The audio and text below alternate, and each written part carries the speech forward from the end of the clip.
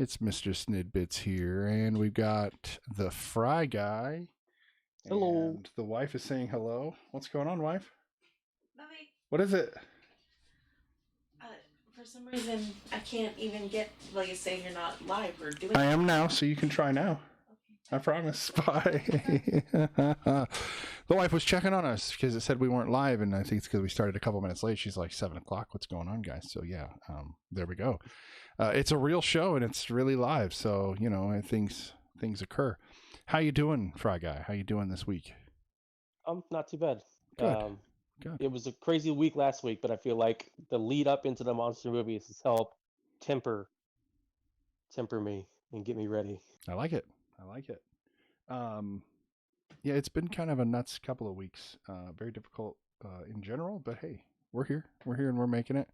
And I'm moving my mouse situation because I think I'm gonna like this better, but we'll find out. So we've got 4 movies this week, right? We got 4 freaking movies, and that's more than normal.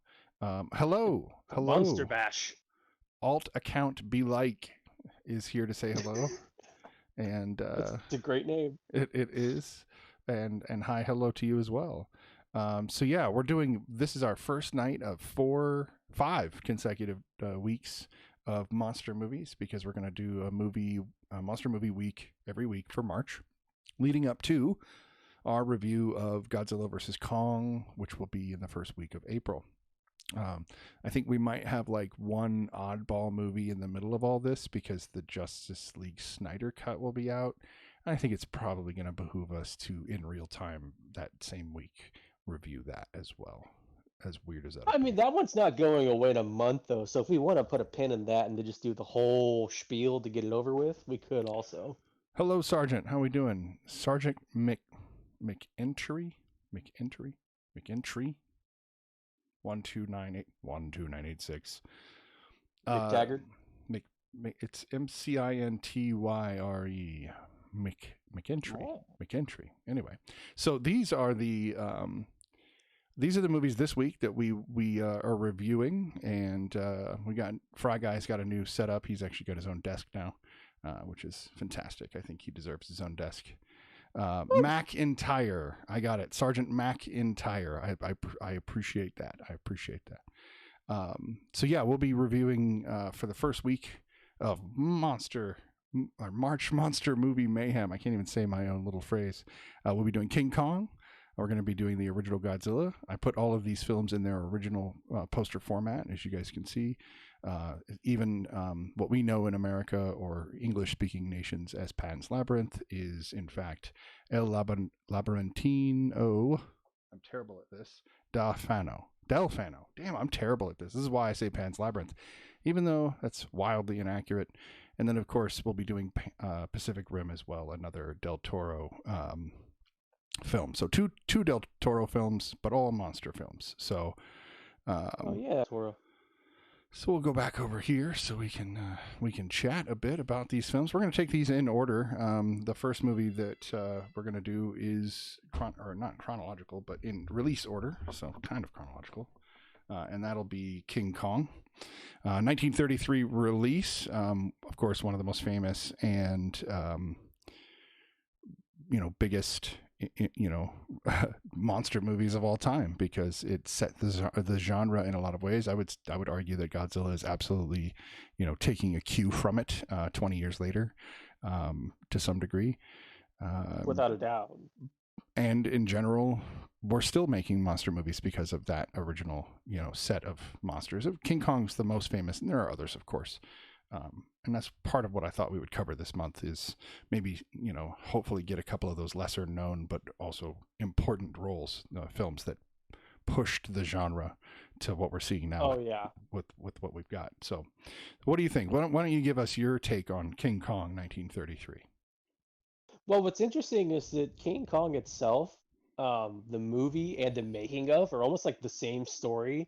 It's this ragtag group of people that are like trying to pull off this fast one to make this movie, and then stumble across this big giant, phenomenon that takes the world by surprise. And while making the movie, it was almost the same thing, because they were doing stuff that they really hadn't done before to this scale and scope with the like motion syncing where they had like the stuff in the background and then the actors moving in front of it all cheesy looking, and then Hmm. like the animation claymation stuff. Like they almost have parallels, the movie story and the making of story, and I think that's kind of wonderful. And the fact that this thing just sort of took off.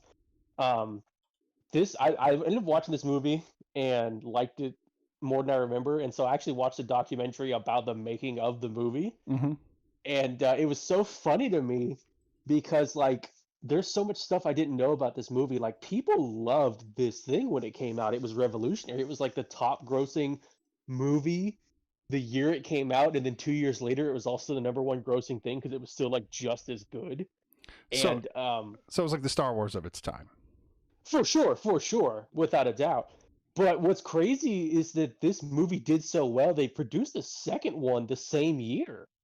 They made Son of Kong the same year King Kong came out, and obviously it wasn't as good because it's a little more campy, a little less serious. But um, you don't see, especially not nowadays, not the way they have to make movies now. Movies do so well that they just like steamroll into another one right away and then get it out the same year. I don't think I've ever heard of that unless they were shooting it well in advance. They just released them at the same time, you know? No. Now these days they prepare all together and they just say screw it, and they just they know So that they're maybe this gonna. was like the early start of people being like, well, we could do that. Remember that it was King Kong. They made two Right. whole movies out of one thing. What if we just did them production wise? Well, there's also But the fact, I think at the era that we're talking about, there's definitely it was an era where they had a bunch of sets, they had a bunch of suits. The King Kong was a suit. mm, It wasn't anything remotely like we would have now. Um, exactly. That's a quick turnaround without any kind of tech like we have available today. Impressive to say the least. I agree. But they also did most of these things on studio sets. So it was not hard to be like, all right, get the cameras out, turn the lights on, get everything rolling, and, see what you can do from there. Um, it's, it was easy in a sense to make the next one. They already had the suit. Why not make the Son of Kong or anything else? Or even with the Godzillas, they did the same thing. Why not roll those sets back well, out, what's and really get it going? awesome too, um, this thing is mostly an original screenplay, but it's also written by like fantasy authors and whatnot. Hmm. And there's a guy that wrote a bunch of mystery books that were all action adventure, and literally his signature was poison gas. So you can tell that like them Gas and Kong was totally like that was his call, that was his signature. Right. And they also used like I totally forgot there were dinosaurs in this film. I don't know how. Like I just always remember Kong being big in the Kong movies. Hmm. But they totally salvaged other film projects and stuff that got scrapped so they could make this movie. Right. And this movie was so big they were taking from other things and other companies and other projects to make this thing work. I would argue that the rise of the Universal monsters as well, because it's the same heyday. It was the 30s and 40s. There were, I think, a lot of movies made then because there was not much else for people to do. Everybody was pretty broke, and For sure. America was just sailing along slowly. I would say that rings a strange bell. But and yet we have monster movies coming out now. There's a weird parallel even in the real world. So I don't know, kind of cool stuff. Anyway, I do like that it's a film that's aware of itself, because even though it's in 1933, it knows it's a movie about making movies, which means that it can examine the way films are made and roles for the people in those films. I would say that what we see on screen is a commentary to some degree about the film industry in the 1930s. Oh, absolutely. And it's all set to the backdrop too of like, everyone's not doing too hot. There's not a real lot of things to do. Right. So it's trying to like play up the fantasy element. I think they did that fantastically, especially with the models in this. I want to talk about that. Right. The way that they built those metal skeletons for the dinosaurs and Kong, and then just like moved around it. And something I totally didn't notice while watching the movie, but I noticed in the doc that I seen Nice. afterwards, is there are scenes where you can see the thumbprints from them Really, you can see the thumbprints. moving Kong around, or the time it made it look like. Something happened there. You were cutting out. Oh, sorry. Yeah, the thumbprints when they move Kong. Normally that would be like a total like giveaway or like a a Kong, but in the way the movie was filmed, it makes it look like the wind is blowing on his fur, Right. which is so funny. No, there's so many little things like that. People mock the era, the Harryhausen era and before, when you still had wires and things, but you would not have Star Wars the way you have it now if you didn't have those people setting it up. Literally. Okay, so Harryhausen, and I know that wasn't who did this, but it's still. Oh, my camera's a bit laggy. Son of a crap. Uh-oh. Okay. I'm trying to watch the stream here, and I'm not seeing it lag. That's weird. Mine is looking clean and crisp. Okay, I will definitely. I appreciate that. Accounts or be like or alt. I'm gonna call you alt. I like that. I guess streamers prerogative.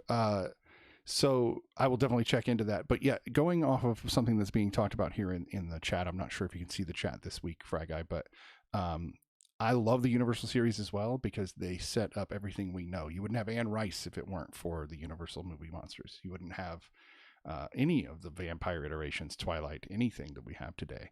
You probably wouldn't even have D&D or even Tolkien to some degree if it weren't for stuff like that, literary and movie-wise. So I pay a lot of respect to not only King Kong, but those other movie monsters as well, because I think we should almost do like a whole Universal month because there's so many of those that it would be hard to tackle them with this. We're kind of going for like either the metaphorical monster, I guess, if you're talking about one of the movies from tonight, or we're talking about bigger, huge monsters this month. But there it is. So, well, those are coming across my chat a little faster than I thought they would. But anyway, Mem Knock the Devil is a personal favorite of yours. That is a great series, and most of the Lestat stuff I'm a big fan of, and I really wish they would do those movies some justice and restart them at interview and cast everybody ahead of time. But that's me. We've already got, okay, hey, so we were going to do a poll, I think, starting next week, because we're going to try to figure out what everybody thinks is going to happen and who's going to win in Godzilla versus Kong. Oh, nice. And we got our first bid here in the chat. Alt says, personal opinion, Godzilla is going to get rocked by Kong. And I would have to say that I think we already know our positions, Fry Guy. I think, why don't we just say it now, and we can talk about it as we go through the month. Well, okay. I'm teetering on the fence because I have a personal preference I want it to go, and I feel like I have a way that it's gonna go based on licensing and other issues. Ooh, Alt's going to tell us why, but go ahead. Oh no, I kind of want to see what Alt's gonna say. I was just gonna say I want Kong to win just because I've always been a Godzilla fan. I don't feel like Kong really got the proper respect. Godzilla has a legacy of films behind him, Right. and Kong really only has like 4 main ones, including the Skull Island thing, and then a bunch of like knockoff things. And like there's Konga and Mighty Joe Young is like a spin-off of that thing. And so like Kong's got there's like a legacy to Kong, but there's not as much of a library. And so I really hope Kong comes out on top, especially because the Kong versus Godzilla we got in the original, the Toho production, was nothing like people really wanted it. It was a dude in a gorilla suit that didn't look like he didn't capture the whole vibe. It was like fun wrestling entertainment kind of thing to watch, but I just, I personally I want Kong to win. But do you want to know how I think it's gonna go? You think Godzilla's going to win? I think Kong's gonna die. No, don't say that to me. Don't ruin my movie experiences. Because they call it Godzilla versus Kong because they had to call it Kong Skull Island because the rights are a freaking jumble. Huh. Well, it's a custody battle for and I just feel like if they nixed him and then brought him back or brought back a son or like a variant with like a new name, because they had that sequel. Yeah, but like when Son of Kong came out, everyone's like, "Wait, what the hell? Where was Mrs. Kong?" And like, "What is Kong the mom? Like, what's going on?" But they just rolled in with it. Did you ever watch Son of Kong, by the way? No, I've got it on the list. One I'd like to tackle this month. I think it would be interesting to watch. Can I spoil the beginning for you? I mean, the beginning, sure. Oh, I am getting lag on the video now. So Kong, total serious movie. It's played up to like I think it's the number 2 horror movie of all time and like the number 6 or 40th best movie in IMDb or something. super, super intense movie. But Son of Kong starts with Carl Denham being sued by everyone for the damage of New York, and he's like, "Oh man, I got to make a quick buck," and so he goes back to the island and try to find someone, and then bam, they find Son of Kong. But like, think about that. We had quick turnaround movie, and then the start of it is totally like lampshading everything that happened in the last movie. Like, man, they're really pissed at you for that whole Kong wrecking the city thing, and you're getting sued out the wazoo. What are you gonna do? So Joker, I think if Joker's in the house. Go ahead. You think if I just think if they did that with a new one, and like, if Kong either had to die fighting Godzilla or did the sacrifice play, all Superman-esque, whatever, then they could totally just go straight into another one like they did with the original and just have fun with that premise and do a whole another series of them. Because Son of Kong is also a much funnier and more lighthearted movie right. than King Kong itself proper. So I wouldn't mind seeing that. But like again, I just like to see Kong come out on top. I want to see more Kong here on out. I don't want it to just end at this one, even though I feel like that also may be a possibility as well. If you haven't already noticed, I'm definitely going to be on the side of Kong on this one, only because I didn't get into Godzilla honestly until this year. Oh, that's rough. I didn't care before now, but this whole trend, Fry Guy is saying he's personally for Kong, but thinks that things. I think Godzilla is cooler. Don't get me wrong. Nice. I think Godzilla's backstory. Kong is like, without Godzilla or without Kong, walking, Godzilla wouldn't have a chance to run or wreck cities. Like, Kong is the foundation, and I think Godzilla is the one that took it further in terms of like stories with meaning and total cheese and camp and goof. I think Kong fell off and Kong got done dirty by all the studios and people trying to have their say with it. I think Godzilla's the cooler of the two, but I really hope that Kong gets his like due justice. I hope it doesn't just become like most movies are now. Godzilla gets a section, Kong gets a section, they fight, they stop, new enemy, they team up. I really hope it's not that. I'm still going to enjoy it if it is. Right. But, I want more. I want more. So Joker jumped in and said he's here, says he loves Zilla, laugh out loud. Who was first? Who was Kong first? Kong was first, 1933. 1933. Yeah, absolutely. And then, of course, 1954 for the original Godzilla. And so that's something I want to get into later. The differences in their movies, because Kong is, I think, pure like horror action venture romance. It's trying to be everything all at once. It is, and it totally, I feel like, knocks out of the park, especially for the time. Like, and that was another thing about that documentary I watched. Everyone on there could not get over the fact that like Kong was something you came to see on TV. When Kong was on TV, you cleared your freaking schedule because it only popped up 3 times per day. And if you missed it, it was over. So like families would be like, no, you got to cancel your plans. 9 o'clock, Kong's on. And there were a lot of channels that did like a double feature, and they would show the B movie first, Creature with a Thousand Eyes or whatever, to get people there. And then Kong would be the premiere. Yeah, that was a double feature. Like, they did that for the longest time with anything. I mean, even if you went in the 80s or 90s, they'd put Star Wars on, but it would be the second film. And you'd have to watch some crap B movie to get to Star Wars. That's cool. That's a ploy they've been doing for a long time. But I thought that was cool, though, that like in order to get, like, if a movie came out, they'd have faith in it. They'd put Kong after it to kind of help it do better, Kind of like, well, we're already going to be here. Like, I guess if we show a little early, we'll watch the other movie just to get to Kong. But so people love this damn thing. Alt said this, and I'm sorry that I missed it. Alt, thank you for bringing it back up. So Alt said this is the reason why they think Kong will win over Godzilla. Godzilla fought other nuclear monsters that are charging each other. Kong fights like a brawler, and with his axe, and Godzilla is kind of slow. So I like that. Not only does Godzilla not have a weapon, but he's kind of but he's got a low center of gravity. Knocking Godzilla over would be harder, unless he's in the water. Well, okay, yeah. I was gonna say in the trailer they fight on that boat, so I feel like Kong's got the leverage there. As long as he's got standing ground. Oh, it says you're frozen. Yeah, I don't know why that is. I just killed this so that would stop doing that. I can actually put this on. That's terrible. I don't know why that is. My bit rate's fine. It's MrSnidBitS, you just have to let it go. Frozen, let it go. Yeah. I guess that's right.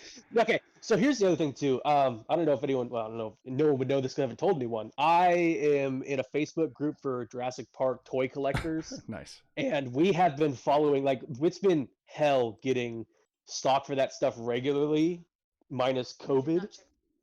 No, no, I did last night, not today. Sorry, wife has with the mail. But we've been waiting for JP stock to drop at Target and Walmart, but everyone's been seeing this Kong stuff pop up, and he's got accessories like that crazy looking axe, and they look really like haggard, and I feel like something's going to happen to Kong. And if you haven't ever seen Kong versus Godzilla, the original, they gave him these weird electric powers for some reason, I guess to even the fight between, Godzilla and the monkey, more or less. Right. And so I wonder if they're going to find a campy reason to do that. And I wouldn't mind it, honestly. But seeing how Kong operated in Skull Island and knowing that it's been like, 4 or 5 decades since that, it was shot in the 70s. Right. I'm hoping that he'll just be a big bad monkey that can totally just bring the hate. Joker says he thought the fight wasn't going to be between them. But that's definitely was what the preview shows. I mean, they're definitely rocking each other's world quite a bit in the preview. Let's hope it's not like every other monster movie, other than I'd say Godzilla King of the Monsters did a good job of just going, look, here's some freaking monsters. Here, enjoy some monsters. The whole movie. I was like, all right, I can handle that. If you're going to give me lame plot, give me good monsters. And I yeah. I know. Okay, so I wanted to make my point about where I think this may go, because there's also the chance that they'll do the Freddy versus Jason crap that they pulled, which is nobody lost. And I'm sorry, just give me a winner. Just give me a winner. I don't care who the winner is. Just give me one. So, well, you haven't seen the original one, right?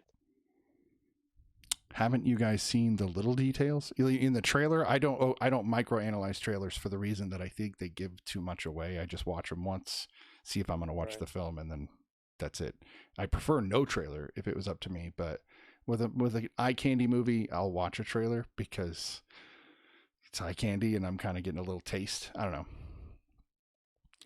Let's hope it doesn't end with them nuking the city and Kong and Zilla die in the blast. At least if they died together, I would prefer that over one of them, or over a tie, or over a tie. Well, that was the big controversy of the original, is that they didn't have a clear winner, and that was the whole reason. Right. Toho's the one that made it, but like Godzilla leaves, Kong leaves, the end. So they fight for no reason, and then they leave for no reason, no conclusion. But my concern is with the end of King of the Monsters, they kind of set Godzilla up to be like the king of the kaiju, I guess. So I don't like, is this going to be an outmatch fight at first, or is Kong going to find allies? Like, I for sure suspect we're going to get like 4 or 5 movies out of this. I hope so. And yeah, like I agree. Says, I agree with the Sargent. Studios love money too much. Right. I don't know if a tie is going to happen, but I feel like this is going to lead into. I feel like they're going to actually have a fight in this film. Right. It's going to leave them weak, and then we're going to get a cliffhanger villain that will tie into another movie, and I'm fine with that too. I think it'd be cool if they brought more, from another world creatures into it. And technically, the way that Pacific Rim goes, you literally could bring those kaiju in as well. There's a bit of a nod connection to it where. Right. They could, if they could get and it is a Warner Brothers film, by the way. Right. So I wouldn't want that to happen unless Del Toro was involved, just because I love his monster designs and his stories. While they don't always resonate, I think they're worth the effort. Joker says this is where supposedly the movie is going to end up. I mean, from watching the trailer, he has his theory. Let's hear your theory, Joker. I like hearing people's theories ahead of time, and then we can test those theories and see if they're right. Back to the original Kong, though. Yeah, I feel like it's a good setup structure. I like the whole dude wants to make a movie, going above his station.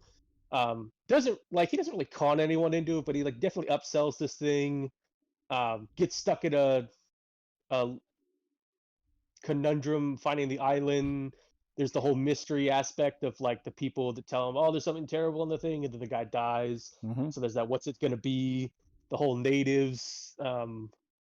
Building a shrine. The thing that I think the difference between Kong and the difference between Godzilla, at least the way they've been set up from their origins, Godzilla is the product of negligence and using power just willy-nilly, whereas Kong is like a force of nature. Right. Kong has been there for who knows how long.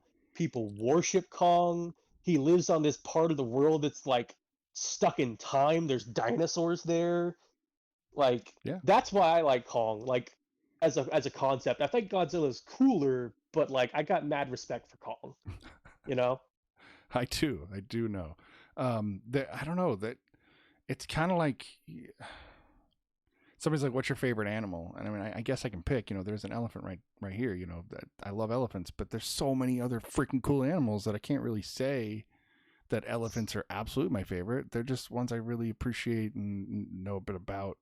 But every time I learn more about other animals, I'm just like, they're all cool. So in that same way, Godzilla and King Kong are both really rad in their own. They're both, cool. They got something going on differently. They do. They have different charisma even, and that's why I think it'll be interesting to see them, get in a fist fight inside of a city. My biggest concern is, can we get a daytime fight for the first time in all of history? Oh God, right?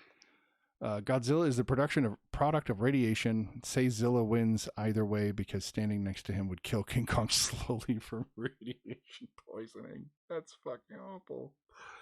Oh, now I see a hairless monkey, struggling to survive because of the radiation poisoning. Well, Zilla and Kong fight in the beginning, normal movie trope. We'll get the taste of the fight just before it gets good. Enter new challenger Mechazilla. Of course, I forgot we do have the other options that haven't been brought in yet. Team up to go against that. After they defeat them together, separate themselves respectively. There's no reason for nighttime fights. I agree. They could just go their separate ways. Kong goes back to the Skull Island. Do you want my theory from what we got Godzilla from the trailer? gets in the water. Yes, please. This is probably spoiler territory. This is future spoiler territory, so don't get mad at me if I turn out to be right.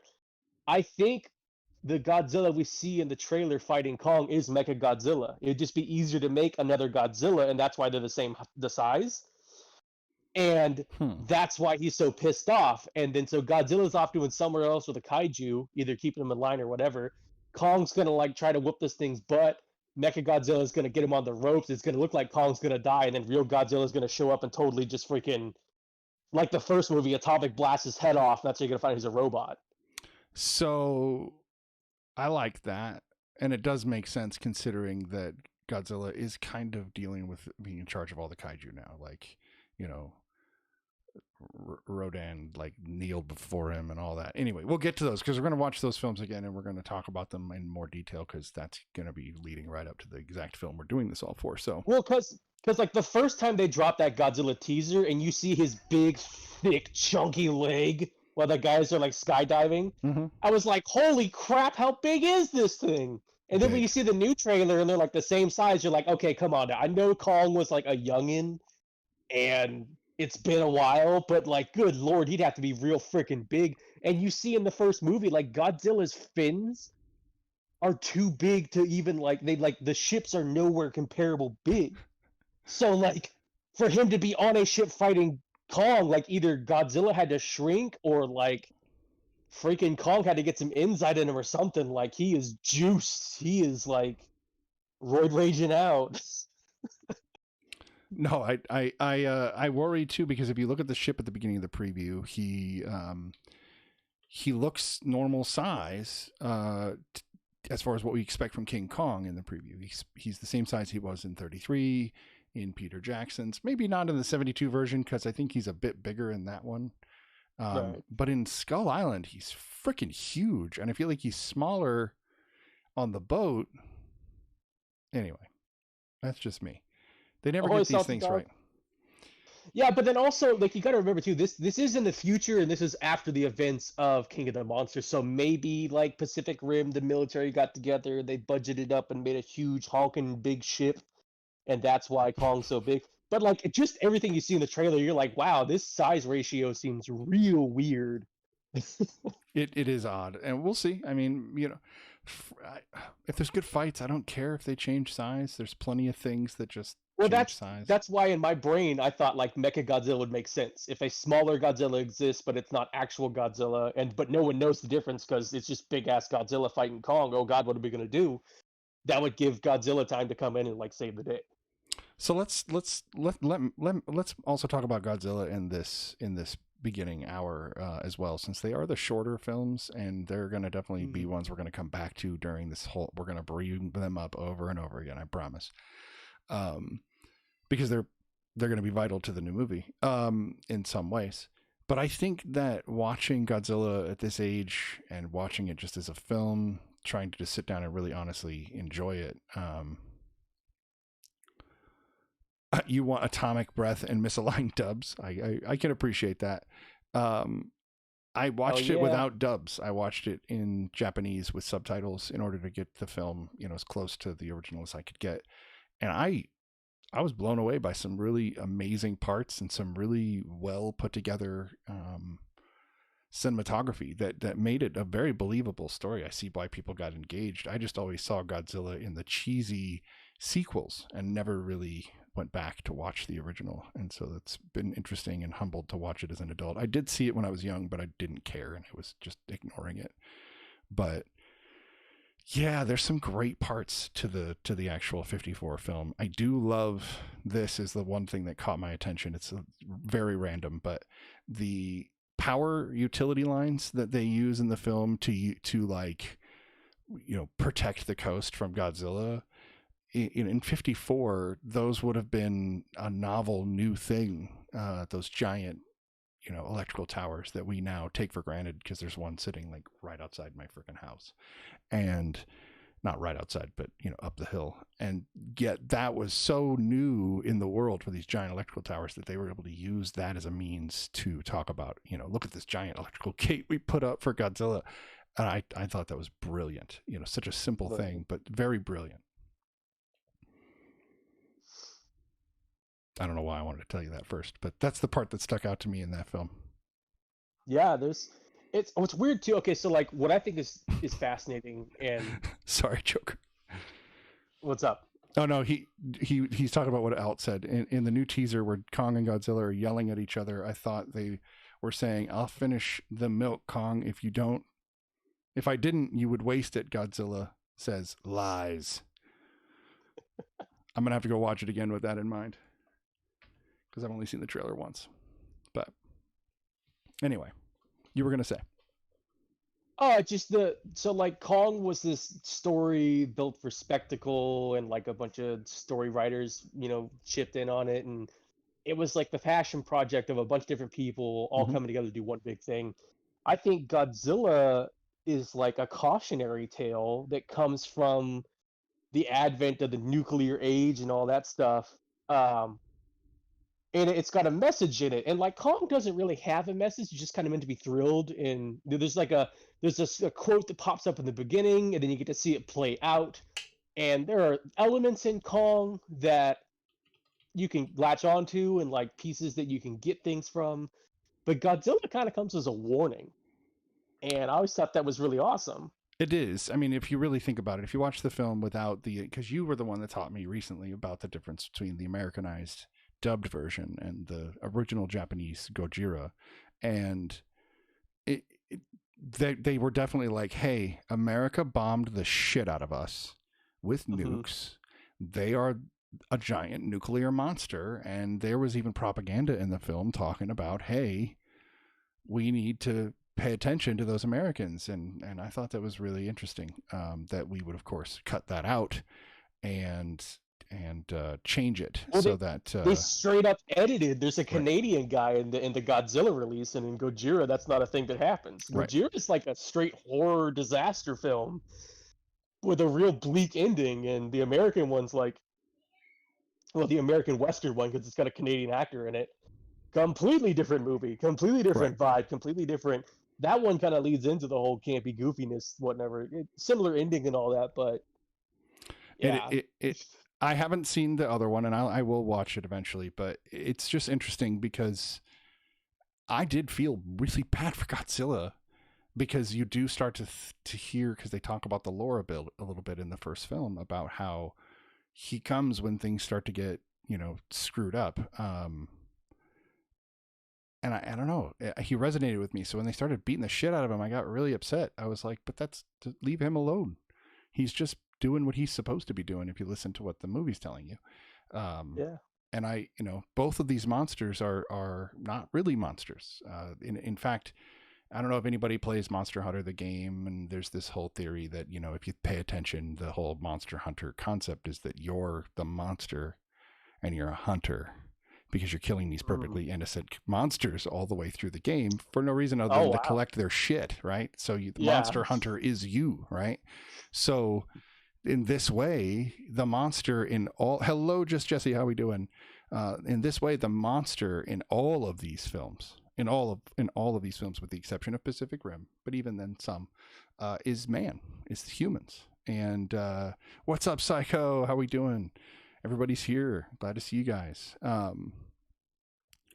Do we count the 90s Godzilla as canon? Well, it's a Roland Emmerich. The Hal Emmerich one? Yeah. Roland Emmerich, has his own universe. So, like, I think that the results of that happening led to 2012, but that's just me. I don't think Toho Estate recognizes it. And if you go watch Godzilla Final Wars, they totally dunk on him. So... like, it exists in the sense that it is a thing that happened, but I don't think it's like main canon Gojira Godzilla or even the ridiculous leading into Shin Godzilla.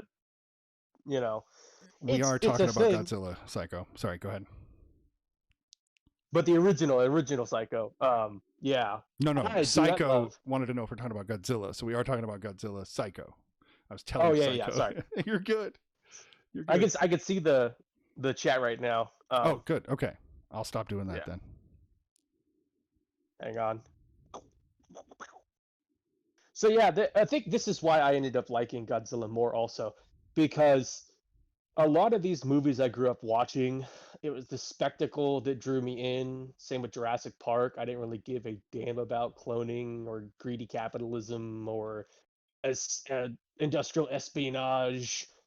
It was just dinosaurs. It was the lead up to dinosaurs and the escape from dinosaurs. That was what got me. But then going back to it later with more notches in my belt and miles, in my life, there's more of it stuck with me. And I can always go back and enjoy Kong just for the spectacle of Kong. I think it is a technical marvel. But man, Godzilla, like, it just hits me on all these different levels. I love it. And it's probably why I ended up loving the Metal Gear Solid series so much, because they're both anti-war. And while they both jumped the shark, I feel like Godzilla kept it more fun, whereas like Metal Gear made you want to just feel worse about yourself and took itself way too seriously. I don't know about that. Really? Really? You think it took itself too seriously? The game series, not Godzilla. I think Godzilla kept it campy and fun, and I think Godzilla also embraced that, and that's what kept it going for so long. That's why it had such a big legacy. It's sad that it never really took off in the West, and it took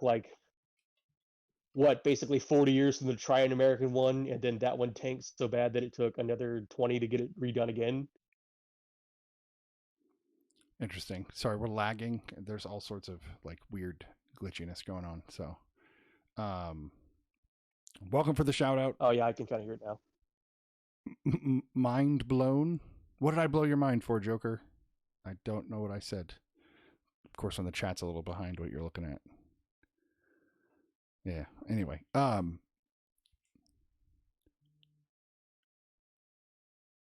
what was the question, Joker? Oh, okay. I think he's talking about the fact that he was saying the original Fry Guy and the Fry Guy. He was are they the same person? Yes, they are in fact the same person. But Oh, do we count the 90s as Zilla as canon? That's the one. Oh yeah. Okay. No, it was the original Fry Guy. Oh, and okay, yes, okay. Of course, everybody for the shout outs. You guys have been, cool. my Twitch family, and it's been fantastic. You guys are always there for me and shouting me out, and I think that goes, all the way around. And I appreciate you guys being here, because without you guys, it'd just be Ed and I talking, which we'd still enjoy. I mean, we do this anyway, but Godzilla in Hell, totally unrelated, but just awesome. I have not heard about that. It sounds awesome. I'll have to check that out. I still haven't seen Shin Godzilla, and I hear that one's pretty intense too. So without, okay, so this is going to be tricky because people are going to want to chat about this in the chat, so I got to be careful. So Fry Guy has not seen or read Ready Player One, and I'm making him read it first. And it's totally related on both levels, both in the film and in the book, related to the two series we're talking about right now. So I encourage him to hurry up and get on it, because there's some cool stuff in there that I really don't want the chat to spoil, if possible, so that he can truly enjoy it, both the book then the film. I think you would enjoy it for both of those reasons, plus 1,000 other reasons. One is an 80s trope, and the other one's a 90s trope. So yeah, I think you'll like they're like living tropes. So you have Shin Godzilla? You've never read, so Joker is never read Ready Player One, but she's in the movie. So I gotta say, anybody in chat right now that has never read Ready Player One, if you like pop culture, especially 80s pop culture and video games in any way, shape, or form, which I'm assuming everybody on here in one way or another plays games because we're on Twitch, you gotta read the book. I don't care if you just get the audio book and listen to it, because it's Will Wheaton and it's kind of fun. But dude, that book I've not been the same since I read it. I literally think about it when I think about pop culture all the time, because I always go, oh, that relates back to Ready Player One in one way or another. And I think Sargent might agree, because it sounds like he did read the book and saw the movie. I am one of those people. I love the book. I think the movie is... Okay, I was going to try to get a picture for this, but this is how I feel about the two. The book is Vision when he's totally alive and great in the Marvel Universe, and the movie is Vision when he's got the Mind Stone ripped from his head and he's dead gray on the ground. And that's literally how I feel about the two things. Harsh, but true. But other people, as you can see, Sarge totally doesn't feel that way. And sorry, yeah, let me check that. Godzilla's in the Avengers Golden Age comics. I did not know that. That's rad. I got to get a hold of that. I've been trying to get my comics out of my closet so I can bring them out to show you guys, because I got some pretty fun ones to show that I think would just be fun to have. But you have a Ghostbusters tattoo and a Star Wars Imperial tattoo. Love the 80s for movies. Best era in your opinion? I would have to say that's a pretty solid era for film. Yeah. I mean, you get some of the biggest even franchises that are still alive today out of that era. Yeah, it's got some legs. So I would agree with that. I would say even movies today, you wouldn't have the rom-coms we have without, John Hughes and various things. It's Smash Brothers. How we doing? Woo! Welcome. Good to see you. So yeah, I agree that it's all important. It's all kind of part of the process. But yeah, so get on that one so that we can talk about Ready Player One soon. And anybody else who hasn't, of course, read it, please read it.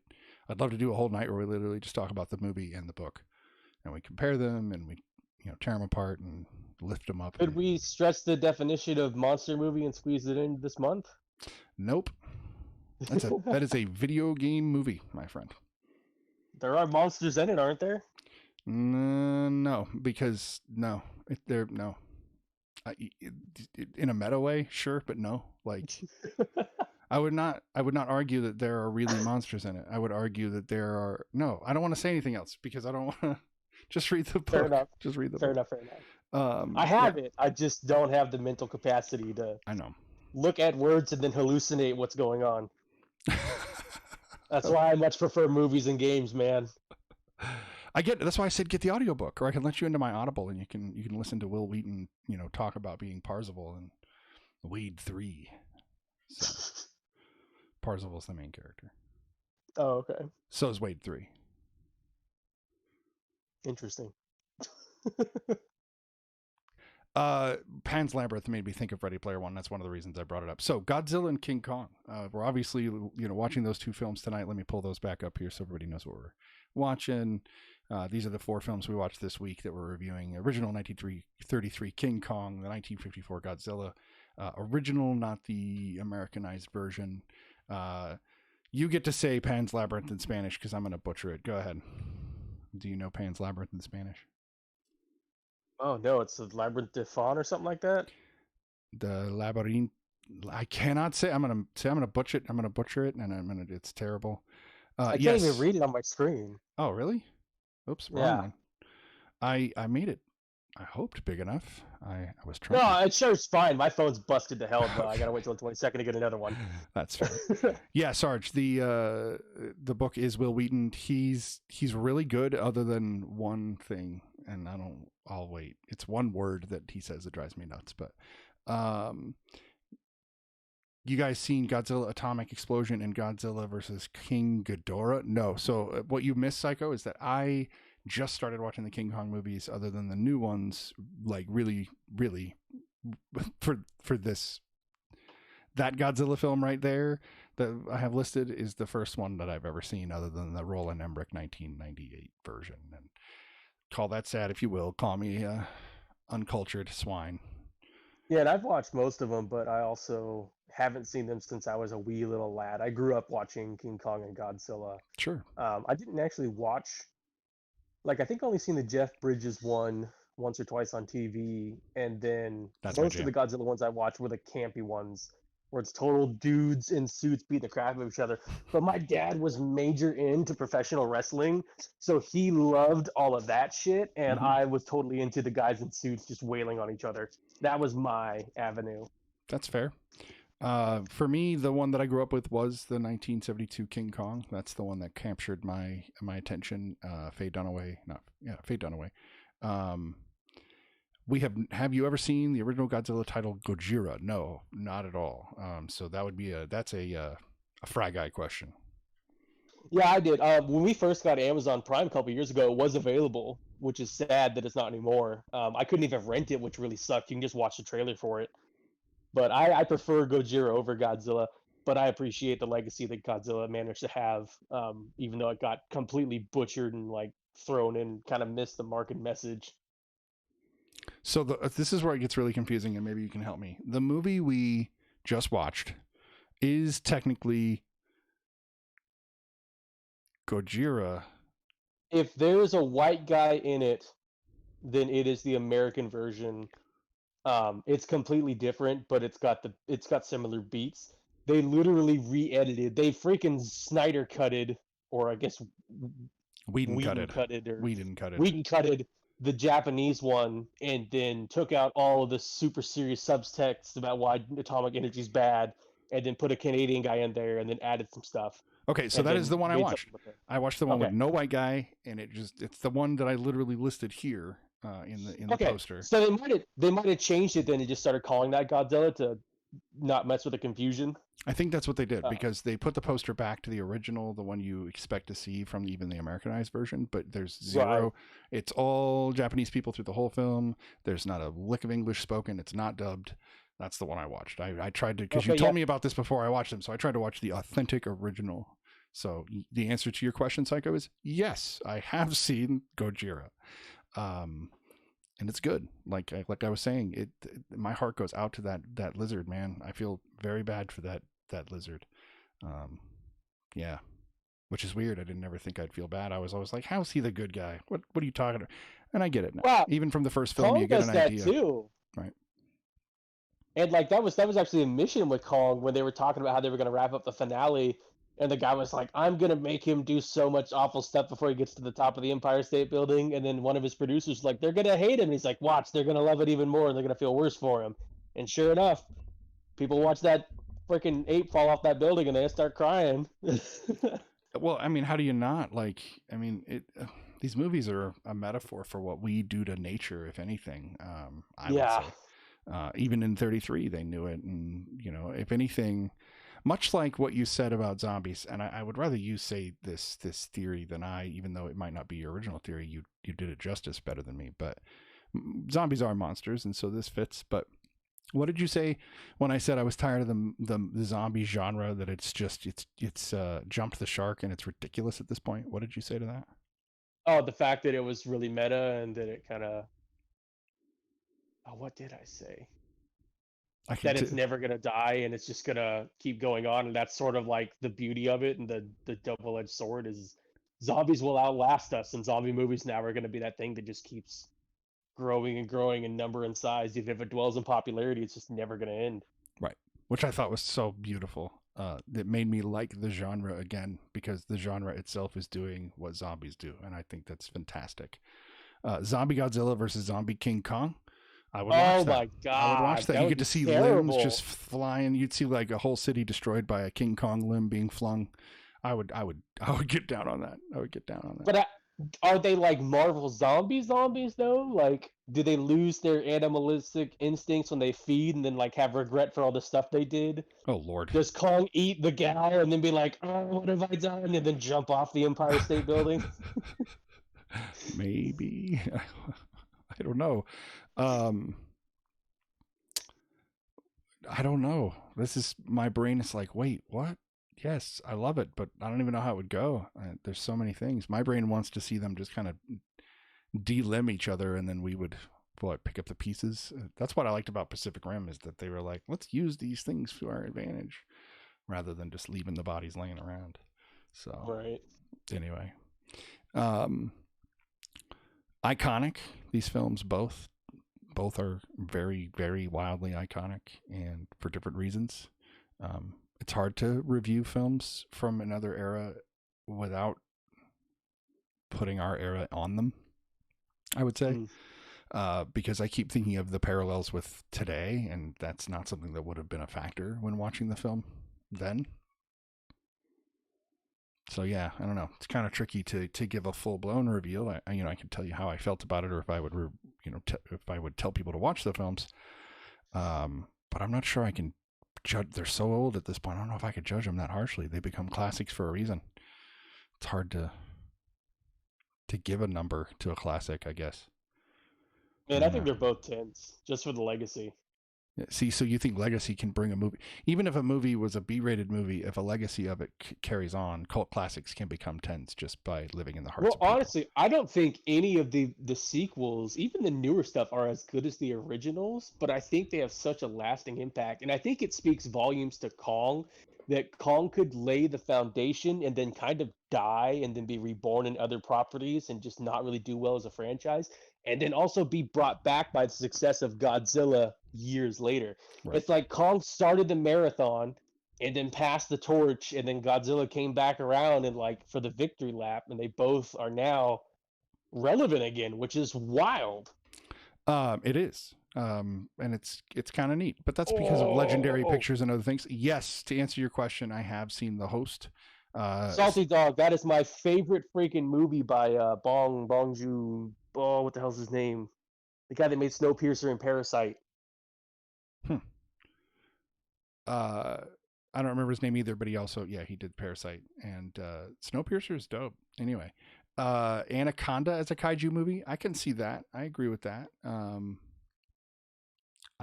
Any movie monster counts into some degree as a kaiju if they're true monsters, because the Anaconda and Anaconda are not regular anacondas. We could probably count The Big Short as a monster movie too. We're gonna look at the housing bubble and banks. That's a metaphorical monster, but yes. But you could even go as far as like, you've seen The Ghost in the Darkness with Val Kilmer and Michael Douglas. Yeah, that's the one with the lion, right? Yeah, 2 lions, man-eaters. And, it's been so long. I can't even remember. I know my friend Corey used to love that movie. He was always quoting and talking about it, but like... monster movie there, to some degree. Huh. Because they are monsters, Sharknado is totally a monster movie because it's a conglomerate of sharks that would not normally be monsterish. Although we did say Jaws is a monster movie because that's not a typical shark. So yeah. Jaws has the elements though. Like there's monster movies that do like the romance thing or the adventure thing, and the Jaws totally sets up, especially with the dude that comes in that's like the vet that's seen everything and he's all grizzled and he wants to help take down the shark. Like, right. Jaws has spawned so many monster movies, even if it didn't start off being that. Well, and it has become the grandfather to. Well, it's the first blockbuster. I'm just saying it's become the grandfather to every Sharknado or Open Water or 47 Meters Down. Anytime someone's want to do something scary with the shark, it's because of Jaws. Agreed. Are we going to watch Pacific Rim: The Black? That is a confusing question. If you mean the second Pacific Rim, we are going to watch it for next week because it would be an automatic continuation and makes perfect sense. I was hearing there was going to be a third one. Did they get leaked? Did that coming out? Is that a thing? I guess that might be what Alt is talking about, but that's not something I'm aware of. That's Because I still haven't seen the second one. Yeah, I haven't either, and that's why I thought it'd be a great one for next week for us, because neither of us have seen it, and I do like John Boyega also. I do It just fell off my radar. It popped out at that time where everything got way too busy, and now I'm like, Sarge says, I still don't want to go in the water at the beach because of that movie, and there are no other reasons to. Or there are other reasons too, but that's one of them. My wife is the same thing about Jaws. She's afraid of sharks. And what's really funny to me is that I'm not afraid of sharks because chances are really low and I don't mind the ocean. I'm afraid of land sharks. Really, really afraid of land sharks. And if you want to know what, from my opinion, what a land shark is, it's a bear.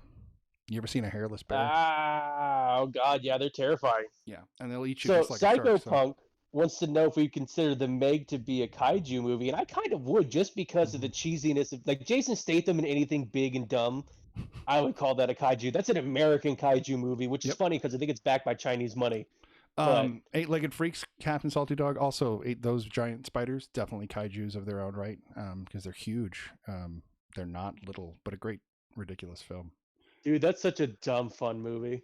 It is. Anything with the Arquette brother is pretty ridiculous, usually. So the Pacific Rim Black, Alt says, is the anime on Netflix. So I think we might check it out, but I don't know if we'll review it specifically. You know, that might get some mention, but I might give that a peek. The last Netflix anime I watched was the Castlevania series. I'm a D&D fanboy. When you say land shark, I thought you meant a bullet. I also think of the DC character King Shark when I think of land shark, but that's just nice. The second one is not the best Pacific Rim movie, but if it was a Transformers movie, it would have been the best Transformers movie. Okay, then I'm already in, because there are two Transformers movies I like. Synopsis. So, well, you know what sucks though? Guillermo got pulled away from wanting to do another one. They wanted to do something different, and he had another thing pop up. And then leading into Pan's Labyrinth, he was going to make a sequel to that, but you know what he got pulled away to do? What? Hellboy 2 and the Golden Army. Which is a great freaking movie, and basically feels like Pan's Labyrinth too. But it totally sucks when, like, a director's like, I want to do this, but I'm also I got to do this thing for another. Well, he also got pulled from doing Hellboy 3 because of another thing, and that's why they made that awful thing I will not watch. I won't watch that. I won't watch it. I'm sorry. It's fine. It's fine for a dumb movie, but it's not Hellboy. I watched it because I like David Harbour. I have liked him ever since his salty ass popped up. He was the bad guy in something. And who was the bad guy? David Harbour. He's the sheriff in Stranger Things, and he plays like Amanda Waller's lackey in Suicide Squad for like a half second. He was the new Hellboy. Yeah. He's great, and he's great. He's the only reason I wanted to go see it, and like he does well, but you can just tell he didn't have much to work with.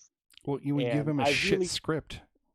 You know. Yeah, and I really liked Mila Djokovic, but like her character too was very meh. It's a cute movie, but like feelings about her. If you've seen Hellboy or you know what Hellboy's supposed to be, it's not going to do it for you. But if this is your introduction to Hellboy, it can only get better from there. Fair. Well, I'm still not going to watch it. I just can't. I don't want to ruin the flavor I have of the other two movies in my. I can't do that to myself. Wait, it's the same reason. Why is Eight-Legged Freaks a big friggin' nope? No, probably because he doesn't like spiders. That's all he does. Says, I want to do this, but no contracts or but contracts. I don't know what that means. We're talking about probably movies. Probably about Del Toro. Oh yes, okay. We're talking about zombie movies. As a quick track back to Slither is the best. James Gunn, Slither. Dude, James Gunn makes good movies. Like that's just facts. Have you guys ever seen Super? Because if you haven't, it's the most disturbingly amazing film ever made. Is it the Rainn Wilson one? It is. It's Rainn Wilson and Ellen Page, and Rainn Wilson plays a real, like what a real superhero would be like in really real life. Oh God, that sounds terrible. Not Kick-Ass, not that bullshit. Which is great. Don't get me wrong. I love Kick-Ass. I love Mark Millar, but Kick-Ass is still over the top, ridiculous, more of a commentary on comic books. While this is, what would you do if you were really trying to to fight crime, but you didn't know where to start, and you wore a cape, and you had to find a weapon. And it's so good. It's so sick, though. Anyway, I agree. Nathan Fillion is absolutely hilarious in that Captain Salty Dog, and everybody is. I think Elizabeth Banks, this is one of her early films, Slither, and that's definitely one we'll have to review again. It's been a while, but that one put Michael Rooker on the map for me. He was just Merle in Walking Dead, and then I seen Slither, and I was like, "Whoa, what?" See, for me, Rooker goes all the way back to the 80s for me, in the early 90s. Mallrats was my first exposure to him. Yeah, like, he's the dad. He popped up before, but like I never knew his name. That movie, like I literally watched all the special features. There's a thing on the DVD where they show you how to make fake blood because they use so much of it in the movie. Interesting. Yeah, that movie, I wanted to learn everything about it. I also know there's a nip slip in that thing they don't tell you about. There's no nudity on the back, but there's a scene in the bathtub where you can see a boob or with the daughter who's like doing the Freddy. It's a throwback to Nightmare on Elm Street, which is fantastic. Yeah, because the whole movie's so gross. I love it. And I love the exploding, like how they gestate in her, and like how the exploding lady. Freaking amazing. Yeah. So disgusting. I love Psycho's response. Slither traumatized me as a child. I'm glad. Yeah. I hate to say that, but I'm glad that it did, because that put James Gunn on the map for you. And that's the same guy that did Guardians of the Galaxy and is going to do Suicide Squad. So who better to do Suicide Squad? That's the same guy that did Scooby-Doo. You got to do that first. Yes, that's the same guy that did the first Scooby-Doo movie. Wait, he didn't do the second one? I think he produced it. I don't think he directed it. Oh, okay, that makes sense. I didn't know that he wrote Snyder's Dawn of the Dead until like a year ago.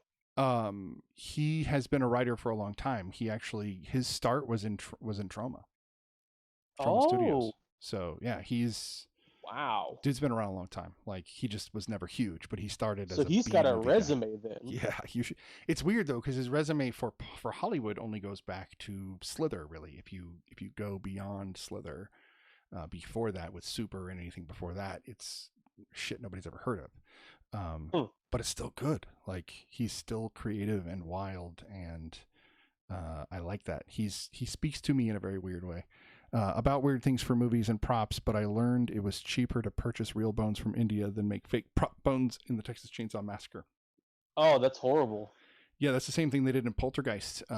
Spielberg's Poltergeist. All the bones you see at the end of the film are all real dead bodies. So Sargent says he learned how to make fake blood from Evil Dead. Nice. That's rad. That's awesome. See, I wish I grew up with Evil Dead. I would have known then, but I waited until Slither came out when I was like a sophomore or something. So you brought up the nip slip in Slither, but there's a hose slip in the original Evil Dead where you actually get to see the nozzle like slightly near the face when they're puking out blood. That's hilarious. So it's one of those continuity things, but what are you gonna do? That's amazing and traumatizing at the same time. It is. Those old movies are still disturbing because they did things unethically, in some cases. I think I spoke about this last time, but the Wizard of Oz lion suit is two real. Yeah. They had two of them, and it's two real lions that they killed in order to make those suits.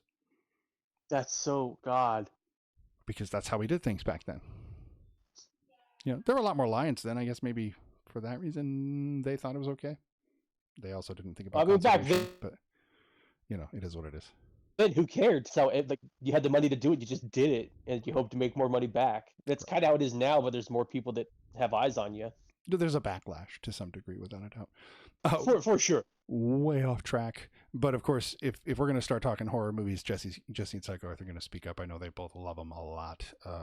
So that's always fun. That's why we tried to do a movie monster thing, because we figured, one with Godzilla Kid Kong coming out, then we don't get a second Halloween, which we should get in March. I think we should stop with St. Paddy's Day and move it over to Halloween 2. We should have a second Halloween. And that's nothing against... I like February for Halloween. Really? I think if you don't like Valentine's Day, if you're not into that kind of like romantic type stuff, or if you're single and you don't want to deal with it, that should be second Halloween. It should be spring Halloween and winter fall Halloween. Alt says, wait, what movie are we reviewing right now? So we're actually reviewing Godzilla and King Kong right now.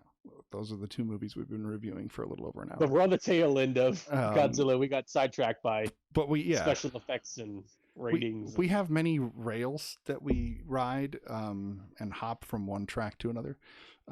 We'll definitely get back on. Oh, hey, look, it's Bats McSkelly in the chat. Hello, Bats McSkelly. That's pretty amazing. For those of you that don't know, Bats McSkelly is my wonderful and beautiful wife. My beautiful wife. As you guys can say hi. She's technically my moderator, so she has the power. I don't know what that means, but she does.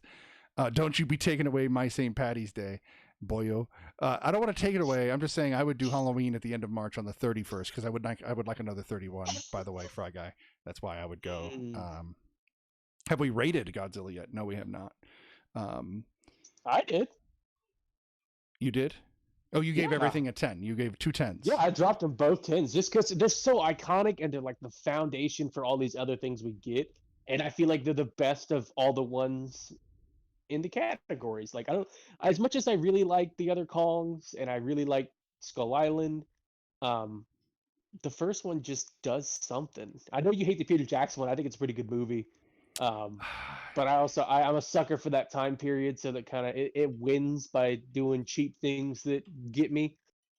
I think the first one's the best one, and same thing with Godzilla. Like, I think they do some pretty fun stuff later on, and it goes to pretty weird places. I have also seen the animated shows for both; those are interesting in their own rights. Okay. But I think the first ones are the best ones. Like as far as a series that starts off, like I would put it on par with like Halloween or Friday the 13th or Jurassic Park. Or there are things that just start off with such an explosive bam that don't ever get any better. Matrix would be another one I'd throw in there.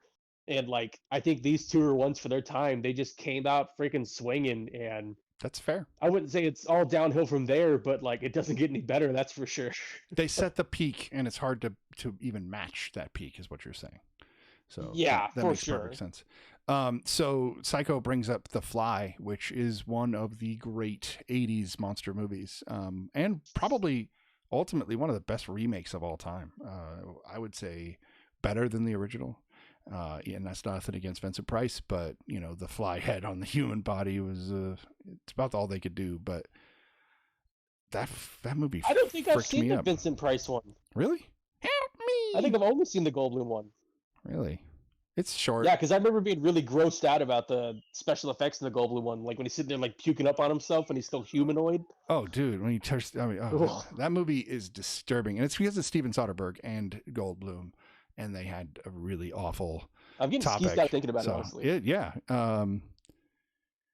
So Alt says, or you can read it, but I want to read it for the chat. So for the video. So call this scary or not, but after the actor for that girl in chapter 2, the older actor, after they filmed the scene where she has to try to escape the restroom, that's slowly filling up with blood. After that scene, she was left in the bathroom to clean up by herself. Are you saying the actress was left to clean it up by herself? Because that's effed up. Didn't know the remake existed, Jesse? You didn't know that The Fly with Jeff Goldblum was a thing? Is that what you're saying? Because if not, your world is about to get disturbed. Odd for me for some reason. What? What did you say? I did not hear you. I don't know. I keep getting skipping around. Interesting. Yeah, I'm not sure why. What the hell's going on there? But seems like everything's okay. Alt, were you talking about the actor? Are we even still going to be live, or am I losing my stream? Since we got 10 viewers, I had to turn off the. I'm in the chat right now because that was causing some problems. But all right, okay. Well, if we have 10, if we have 1, if it's just you and me, it's fine. It's fine, man. It's fine. So what do you rate Godzilla and King Kong? So would I watch Godzilla again? Probably not. Maybe, but probably not. So that'll probably get a 9 for me. King Kong, dearest to my heart. I think it's not just a genre-setting film, but probably more than just a genre-setting film. Ultimately changed the movie industry, much like Star Wars, but years ahead of its time. they never got back to it because special effects didn't catch up. But as soon as special effects caught up, that movie, like you were saying, I agree. So do I watch it all the time? No. So probably again a 9. Interesting. See, I'm less prone to watch Godzilla again unless I want to. I have to be in the mood for Godzilla, especially Gojira or the one that's got the overtones about how atomic, testing is bad. I have to be in the mood for that. But if Kong is on TV or if Kong's on in the back room, I'll still watch that. I have fun with that. Like that's Yeah, I get that. And Jesse did ask. Oh, sorry. Wow, you went total novelty to. garble again. Oh no, what happened? Yeah, just bad internet connections and the way things are. It's okay. You were saying? Oh, just between the two of them, I have to be in the mood for Godzilla, but I'll watch it again. But Kong, I could totally watch whenever it's on. That's fair. I could watch Kong at any point, just because it's cute. It's cute. Yeah, just the claymation, the whole shooting things in the background, like when they walk around the dinosaur that gets downed and it's clearly like a projection rolling and they're just walking side by side. I love that. That shit is amazing to me. They still even though it looks so terrible. But they even had that kind of filming still happening in the Evil Dead and Army of Darkness, or Evil Dead and Evil Dead 2 movie. That's that same I think style. That's why those movies. I think that's why those movies resonate with me. Is because I remember that stuff from things like Kong and other things that just ingrained in me. That Right. Like I see something like that, even if I see it now, I'd still think, oh, that's cute. I agree. Like I couldn't dock a thing for doing that. So we brought up the zombies again, but I didn't bring out my zombie virus, which I should have done, and now I'm bringing out my zombie virus. But here he is, or she, or well, I'm not sure if this doesn't seem to be a gendered being. Anyway, it's a virus and it's zombie and it's fantastic. It's so cute. I love it. It's also hideous, but it's cute. Anyway, I thought I should have brought that out earlier. So we have done the review of 2 classics, and now we're going to move on to 2 more modern films, both done by non-binary deity. Is that what you said, Salty Dog? I am terrible at reading, apparently, late at night when I'm tired. NBD.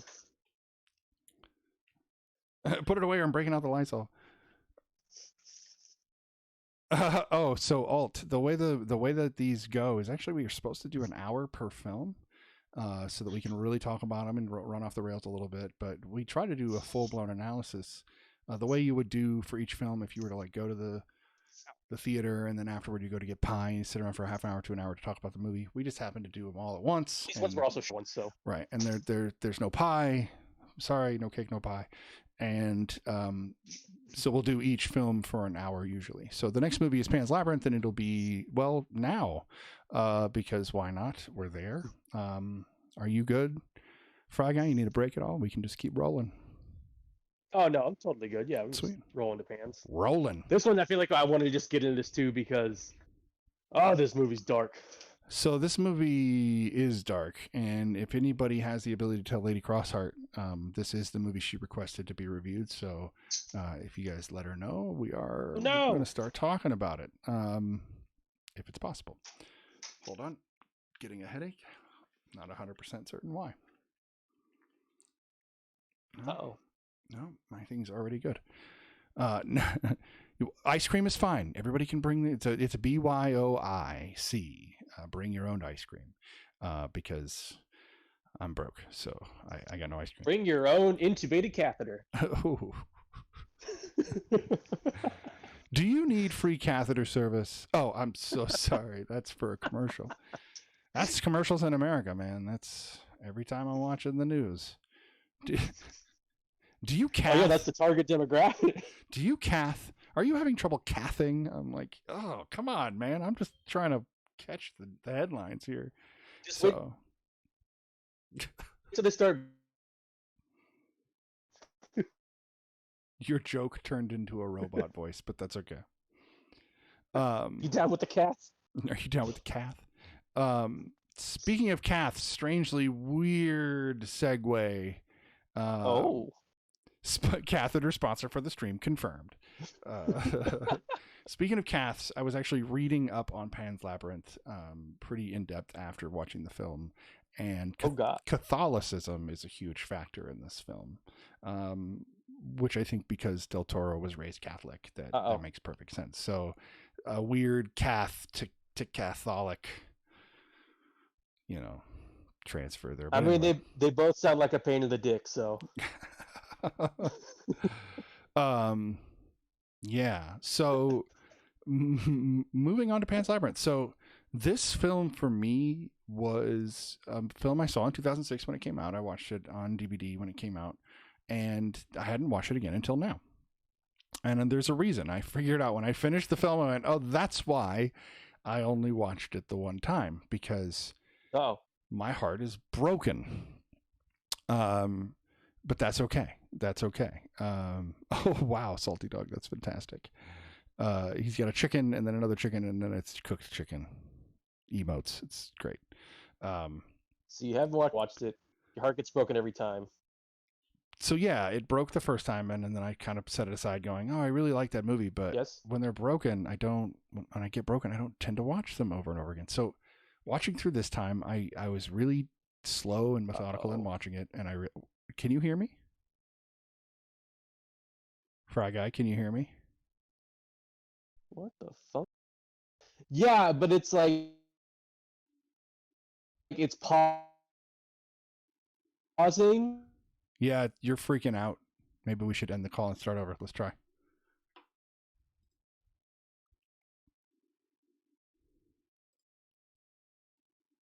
Hold on, everybody. Technical difficulties. Can you hear me any better? Any better, maybe? Oh, no. Oh, no. Lady Crossheart, yes. We're literally just about to start talking about Pan's Labyrinth. Okay. You're back. Speak for like a couple of seconds there. I'm going to continue to speak for a couple of seconds there. Okay. For some reason, my Wi-Fi was tripping out, and you would go silent for like a couple seconds, and they would squish all your words together. So I heard that you had not watched this movie for a while. It broke your heart. You went back to it, and it still broke your heart. Does that sound right? The screen is gone? Yes, I've only watched it twice, and they broke my heart both times. Okay. Oh, that's sad, man. Lady Crossheart. I feel like it's about the same. I think this is only 2 times I've watched it all the way through, but there are parts of this that I will watch or I have come back to. I've seen the Pale Man scene several times just because that thing freaks the hell out of me. As you should. That scene is freaky. All right, so my stuff's back. Okay. Doug Jones haunting my nightmares in a skin suit once again. So to me, this movie is a monster movie, but it's not because there's monsters in the movie. This is much, much more like the monsters of fascism, the monsters of the patriarchy, the monsters of full control over people. That was the monster of this movie, not the fawn, not the pale man. Those to me were. There's a lot to this movie. We could literally argue about whether what we see is real or not. I was gonna say that the thing about this movie is that you don't even know if half of it's even half the girl's going through. Alt, I have no water, so I can't hydrate. Let me see if I can get some. But I do need to hydrate. I don't want to forget that you did that. So I will sit up straight, and I just forgot to bring water in here. I'm a terrible person. I apologize. I'm also not going to make any more excuses. Uh-oh. Go ahead, Fry Guy.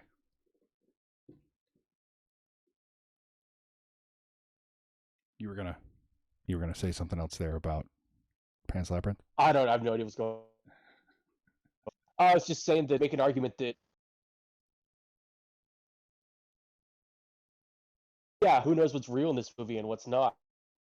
Yeah, no, I would argue that's why a fantasy movie, not just because of the elements. Right.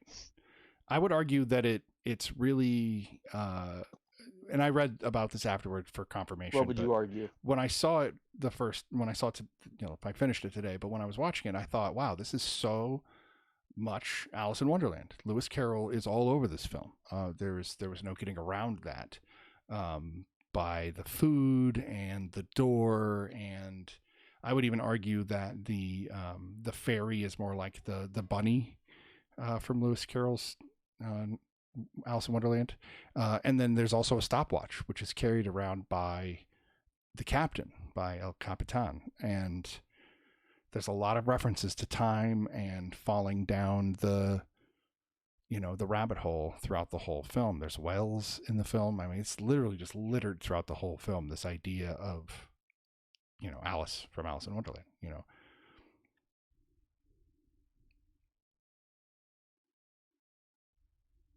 Not sure if you heard me.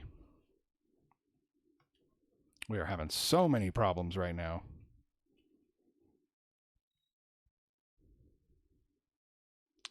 I'm going to just keep talking because I don't hear anybody speaking back, but it's okay. Watching the film was definitely easier for me this time around. I don't do amazing when it comes to films with subtitles, mostly because I think I have ADD and it's hard for me to focus. It's nothing, about it being another language or a foreign film in any way, shape, or form. It's more just for myself. I struggle with the ability to do those things. So, of course, Lady Crossheart, always for the shout out. You have been an amazing, amazing person. Ed is not coming through at all here. We're losing out on our Fry guy here, but we'll see if he can get his situation under control. My screen is gone, but you hear me? Everybody's hearing me. We're getting technical difficulties from some people. I'm running at 720p and I'm running at a low bit rate. I was trying to make sure everybody could see me for that reason. So that's confusing me. Interesting. Sergeant sees me fine too, but we've lost Frag Eye, but that's okay. That's okay. We can continue to talk. I did wear this because next week I believe we're going to start the It films.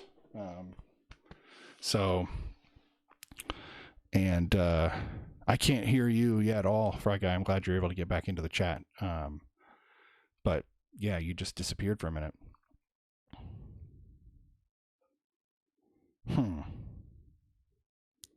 14 frames. That's terrible. Huh. Interesting. Yeah, I don't know what happens. We're all trying to work through technology that's not working perfectly. My net is sometimes an a-hole too because it's just that way, Lady Crosshair. What are you going to do? Thank you for the update on that, Jesse. So going back to Pan's Labyrinth, let me just, while we're waiting for Ed to be able to get back with us, I think the acting in the film is phenomenal. The direction is phenomenal. Hey, Sergeant, thanks for coming by. Really appreciate it. Really, really great to have you here. Thanks for stopping by and saying hi. Love the chat. Love to see you back again. We'll be doing more Godzilla King Kong films next week, as well as Pac Rim 2.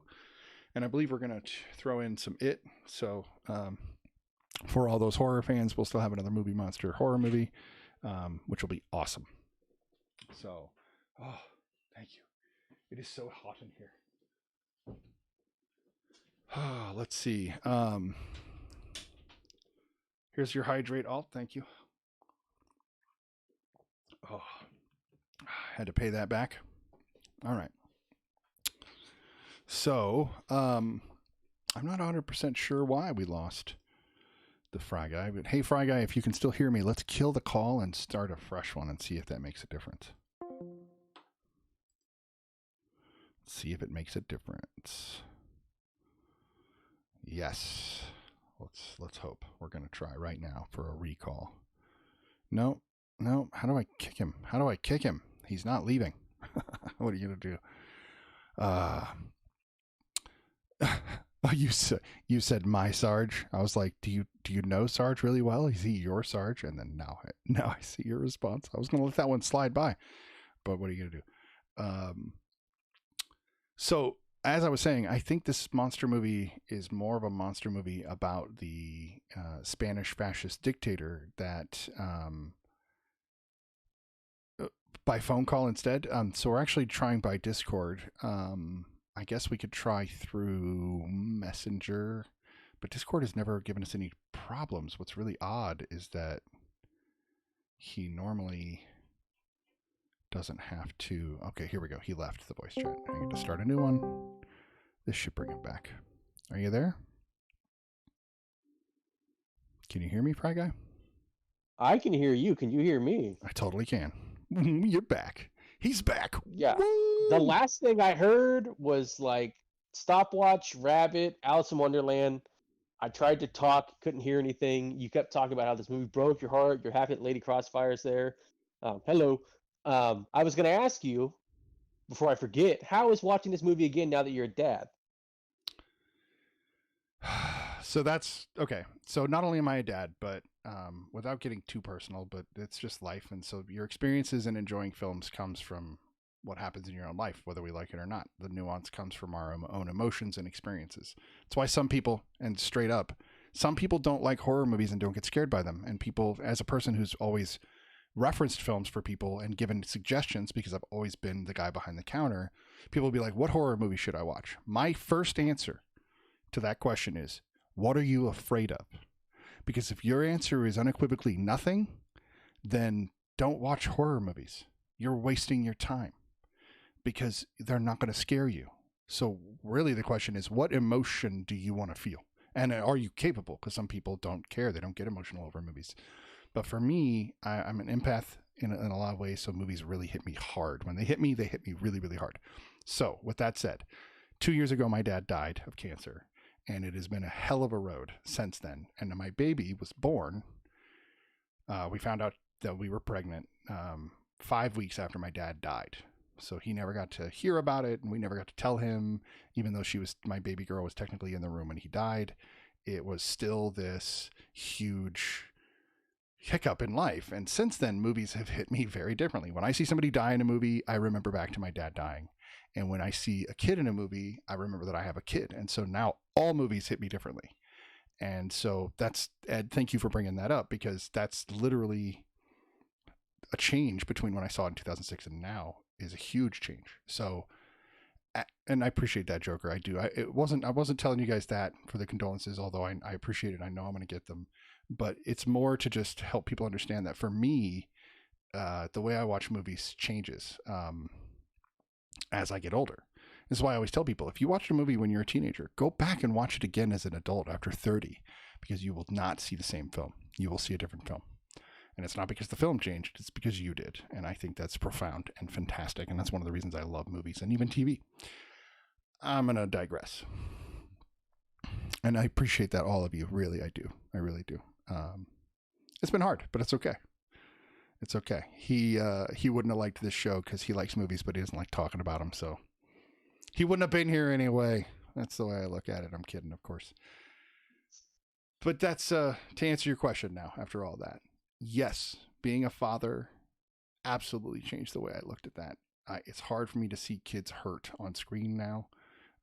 Before it was more of an indifference, not that I wanted to see it, but like if a kid got hurt or killed, it was like, that sucks. But it's a movie. Now it's like, crap, I can't not see my own daughter, and when people die, I can't not see my own dad. So I get real emotions, and this movie gave that to me because the special effects are authentic looking even today. Yeah, especially the human wounds. So. Oh God. What do you got? Yeah. Part of this thing, even the horrible things are so bright, and the quote unquote real parts of this Man, your stuff is breaking movie up are bad. filtered and like grainy looking. Yeah, I agree.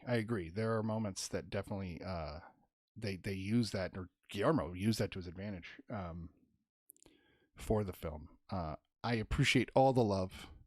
I'm just trying to make sure everybody in chat knows that I'm giving all the love. Jimmy Woo says, "Don't be sad, but learn." I agree with that. I like Jimmy Woo. Yes, Jimmy Woo. Ed, your stuff is still breaking up. I'm not 100% sure why, but I am hearing you here and there, but it's still really garbled.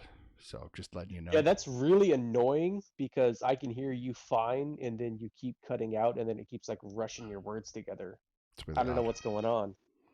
We can always figure that out later, or I could try to see if I can change my bit rate because my up and down might be affecting the way your audio is coming into my internet, What's which annoying I is hate.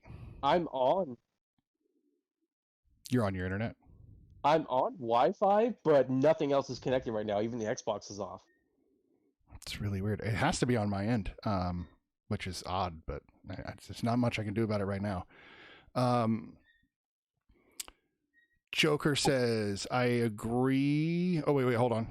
Psycho said something else here. Let me go back up. Joker says, regardless of losing a close relative is hard whether you've accepted it or not. My great-grandfather hit me hard, but I stayed strong for many of the people. That's exactly what happened to me. I was the only person in the room when my dad died that didn't lose their shit. I actually stood there and was like, did the closed eyes thing and the whole like fucking movie thing. And it really tripped me out because most people freaked out. Like everybody else in my family, my stepmother, my brothers and sisters, they all fucking lost their shit. And I had to stand there and be like, well, if they're going to all lose their shit, I got to be the one that puts my hand on my dad's chest and tell him, hey, dude, it's all good. You know, it's time to go and all is good. And I was fine. And I'm weirdly fine right now talking about it, which is good. So thank you for that. But damn, yeah, I'm right there with you. Alt says the Jimmy Woo. I did catch that. And then Psycho says, true, I saw The Fly about 2 months ago. I was in awe about all the artistry around behind the body and horror. We're still talking about The Fly. That's awesome. Good, because that's a great movie. Joker says, I agree. Being a dad made me see ice. I would assume life is what you meant. Yep, there we go. Life in a totally different way. It does. It really will change that. And then Alt says, Wise Monkey says that whatever happens in the past, but the past can hurt, but that he sees from you can either run from it or learn from it. So what are you going to do? And I agree. It is a bit rate issue. So I'll have to figure that out, Joker. So sorry, trying to catch up on the chat. We're caught up. Let's continue talking about Pan's Labyrinth. Ed, I'm going to let you take a couple minutes here. Tell me what you think about the film. Yeah, I almost don't want to because I don't know if I'm going to come through clear or not. You are right now. Oh, thank God.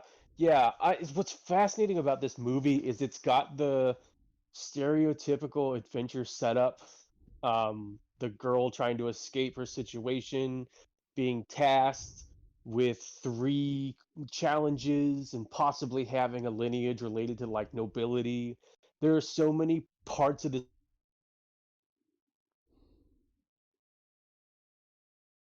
movie that could the fact that he can take such dark subject matter and put us on such a corner. You still want to see how it ends, because you're pulling for her and her mom, and you want everything to be true and to turn out.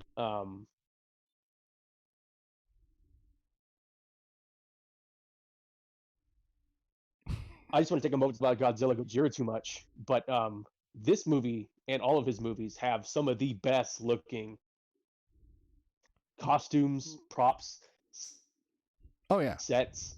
This is just like a freaking Ubermensch. He can become. what the And I love him fuck? for it. So you garbled through about half of that, and I think it's because of my freaking internet. So if everybody's willing to hold on for 5 minutes, I would really genuinely like to reset my internet real quick because, oh, look at that. Lady Crossheart gave us some bits. Biddies! Some SnidBitS. Thank you so much for the bits, Lady Crossheart. That's very, very cool of you. Right as I tried to say, I'm going to go offline.